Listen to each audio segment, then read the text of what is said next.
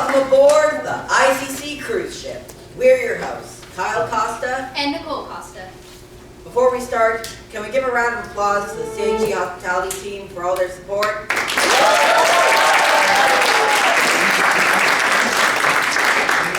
We would also like to thank all of you in the audience for coming here and supporting us in our journey. Give yourself a pat on the back. Today, we'll be taking a cruise through the Institute for Cultural Communicators, featuring presentations by our MA-01 chapter members, some acknowledgments, and a special presentation by the one and only Samuel Cristondon. At ICC, our vision is to turn ordinary students into extraordinary leaders. We develop the whole person for their future by focusing on competence, character, and connection. Not only that, but we also provide plenty of fun activities to help students build their communication skills and be ready to speak. The public speaking program is a discipleship and mentorship vehicle where parents and adults mentor older students, and older students are equipped to mentor and be the example for their younger peers, inspired by the principle of 1 Timothy 4:12. Now sit back, relax, and enjoy the following video on the ICC 412 event made by the student leaders. It will then be followed by a presentation by our very own MA-01 chapter on the importance of mentorship.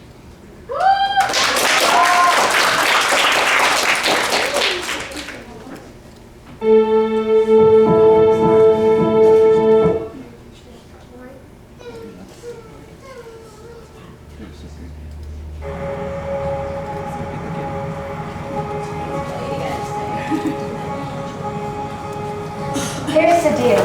Young people my age are not prepared for the real world. We aren't equipped to set an example that reflects Christ in our culture.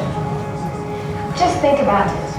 When's the last time you looked at a teenager like me and thought to yourself, wow, I want to speak just like she does? It's probably been a while. We have forgotten Paul's advice to Timothy. Don't let anyone look down on you because you are young, but set an example for the believers. Our culture, my generation, is in desperate need of examples worth following. When we speak, whether it's in person, on the phone, even a post on Facebook, we struggle to clearly say what we mean. We use the excuse, we're young, so what we do doesn't really matter. When I look around, I don't see people my age loving the way Jesus modeled love. I see love being tossed around as a word with little meaning. I have found an answer, and I want to share it with you. Paul's call to Timothy was to set an example for the believers, starting with speech. Here's what happens at a 412 event. Students like me are equipped to be the example our culture needs. 412 is a safe place where my ideas, my thoughts, and my beliefs don't just sit in my head. A place where peers from my generation show me how to share what I believe in a way that impacts others. Paul doesn't end with speech. He calls Timothy and us to set an example in our conduct, our love, our faith, and our purity. Because we aren't called to simply complain there aren't any good examples. We are called to be the example.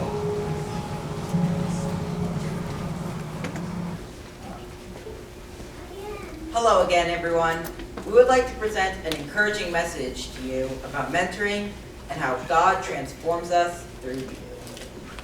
This reading was composed by ICC alum Alan Ramsey and Susanna Connell, and includes wisdom from the New Testament. So tell me a little bit about yourself. Where are you from? I'm from Malaysia. Excuse me for the technical And how old are you? I'm 16. Excuse me for the technical difficulties. Now, as I was saying, this reading was composed by ICC alum Alan Ramsey and Susanna Connell, and includes wisdom from the New Testament, excerpts from The Orphan Generation by Dr. Scott Wiltshire, and The Mentor Leader by Tony Induction. Who will help me become the person God designed me to be? Who will teach teach me without looking down on me? Who will walk into this mess I call my life and show me some direction? Who will love me before I get there, rather than controlling me or trying to fix me? You mentor the next generation. You are our guides.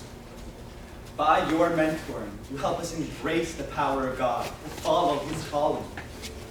He uses you to transform us. Am I a mentor? I can't even give directions to the nearest bus stop. Remember the time you taught me how to tie my shoes? I do. I can't change someone's life. I'm just someone from a small town, typical life. Remember the time you just listened to me? I do. I try to set an example, but no one ever notices. Remember the time you paid for the person in the line behind us? I do. That's a high goal. What do I have to give to anyone else? What would they want? Remember the time you told me the story of the mistake you made when you were my age? I do.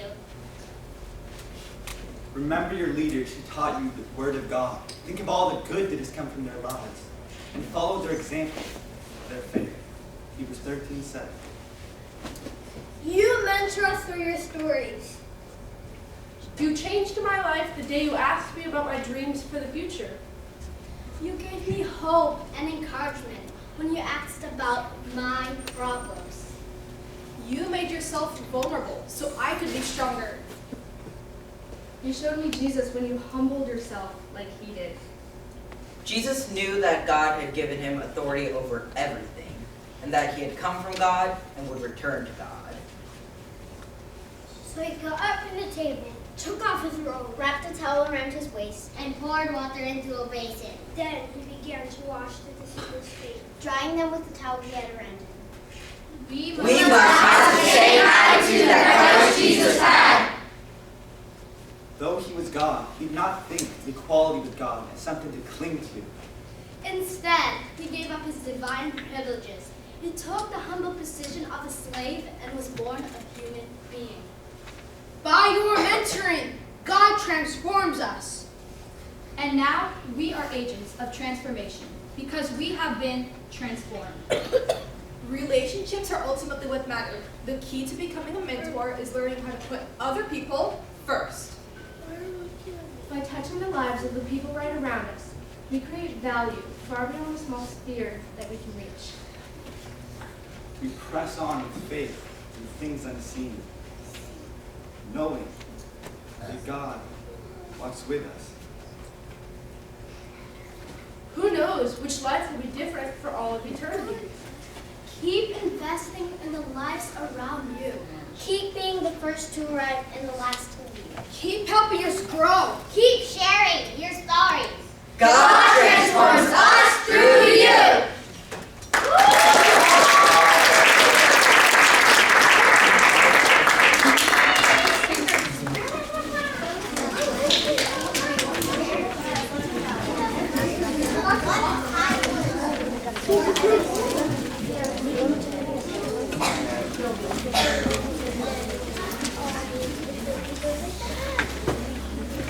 Hi guys, I'm Victor, Alex, and News.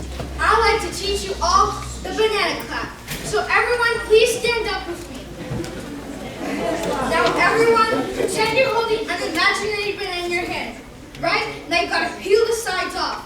Whoop, whoop, whoop. Now you gotta clap, squeeze it. Hurry, eat it before it falls. Oh, that's a tasty banana, right? Everyone, that's the banana clap.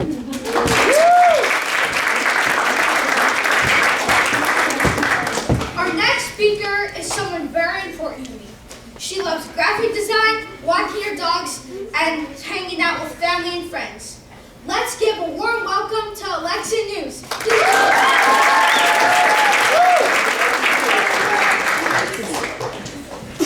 Thank you for the lovely introduction, Victor. So today, I will be presenting to you all a speech on my favorite Bible verse and the way that it relates to our everyday speech. The verse is Proverbs 25:11. A word fitly spoken is like apples of gold in pitchers of silver. The way this verse relates to everyday speech is when we say anything nice, or a good compliment, or good advice, and that affects someone else in a positive way. Like, we might even have an idea about how a simple compliment or good advice could affect someone else in a positive way. An example of something positive is when I got baptized. When I got baptized, I had written my testimony, and it was saying how I didn't feel ready enough. But through the grace and mercy of God, as well as going to church every Sunday, reading His Word, and praying, I learned that there was no such thing as ever being ready enough. And after the sermon that day, a mom of a friend of mine came up to my mom and said how my testimony had affected her daughter in a positive way, because it turns out that her daughter was feeling the same way as me, not ready enough. But after she heard my testimony, she too realized that there is no such thing as ever being ready enough. And now that same girl is looking forward to the day that she's going to get baptized. Now for the opposite, how a mean comment will affect someone else in a negative way. An example of something negative is you're at school. At school there are all kinds of people, good and bad. Someone tells you, oh, your hair looks like a rat's nest, or you have a terrible sense of style, or you're too tall, you're too short. That doesn't feel good, and that brings us down. And we don't want to send that a bad impression of ourselves to someone else. So we should take this first into consideration the next time you're speaking to or about someone, in order that our words glorify God. Thank you.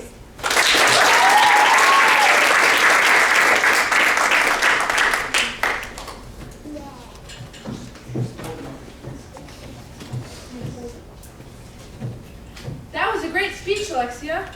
Hi, I'm Jamie, and this is Josh, and today will be your Energizer. during all of these great speeches. So everyone please stand up and stretch with us. First, we're going to go all the way up. Get up there, really reach. Get your little fingies up there. Now we're going to reach as far as we can, all the way to your right without moving your feet. As far as you can reach. Okay. Now all the way to your left, as far as you can go. Okay. Now, how about let's try that banana clap that Victor taught you. You ready? 3, 2, 1. Whoop, whoop, whoop. Oh, that's good. That's really good. You know what's even better? Our next speaker, he's actually 8 years old. He loves to play, sorry, you may be seated. Our next speaker, who's actually 8 years old, he loves playing soccer, drawing, and playing Minecraft, and spending time with his family. Can we please give a warm welcome to Alexander Green?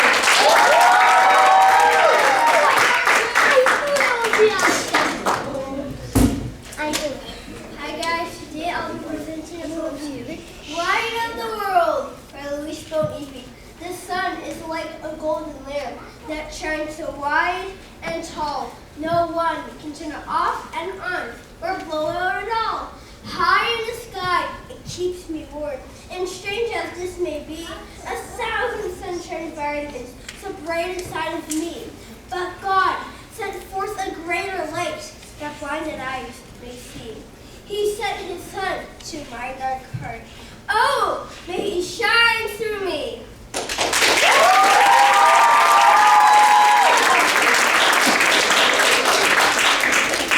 Our next speaker's passions include art, acting, and gymnastics. Please give a round of applause to David Costa. Thank you, Alexander. I would like to present a story about a shepherd and a wolf. A wolf had been prowling around a flock of sheep for a long time, and the shepherd watched anxiously to prevent the wolf from carrying off the lamb. But the wolf did not try to do any harm. Instead, he seemed to be helping the shepherd take care of the sheep. At last, the shepherd got so used to seeing the wolf about that he forgot how wicked it could be. One day, he even went so far as to leave the flock in the wolf's care while he went on an errand. But when he came back, he saw how many of the flock had been killed and carried off, and he knew how foolish it was to trust a wolf. The moral of the story is, once a wolf, always a wolf. Thank you.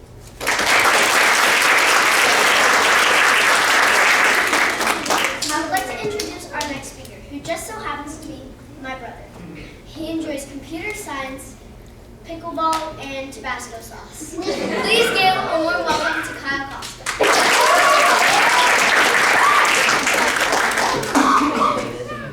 Hello everyone. I would like to share a story with you that you've probably heard before. It's a story from the Bible about a little girl and a poor frail lady. There once was a little girl who didn't get out of bed one morning, or the next, or the next. In fact, she didn't get out of bed for an entire month. She was very sick, and nobody knew how to make her better. Now, Jairus was her daddy, and he loved her. One day, he was sitting by her bed, holding her hand, wishing that only there was something that he could. I know, he replied.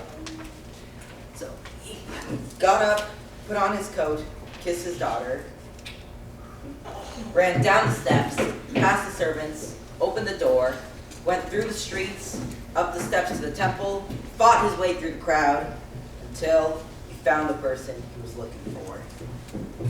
Jesus! He called out. My daughter! Please! But Jairus didn't need to say anything because Jesus already knew what he needed. I'll come at once, he said. Jairus' eyes filled with tears.